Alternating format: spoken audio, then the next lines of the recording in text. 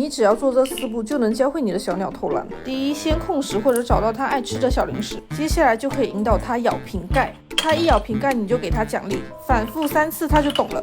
第三，教它咬紧瓶盖，我们要拖着瓶盖引导它投进篮子里，记住每次都要给奖励。反复3次后，第4步，放手让它自己领悟，这时候它可能会不耐烦，特别像鸡鸡这种成年鸟，忙死了，爱给不给。那我们就再反复3次。放手过程中狠心点，不要给奖励，除非他投进了。这过程要多点耐心引导他投进，只要一进篮立马给奖励，反复3次巩固，他就懂了。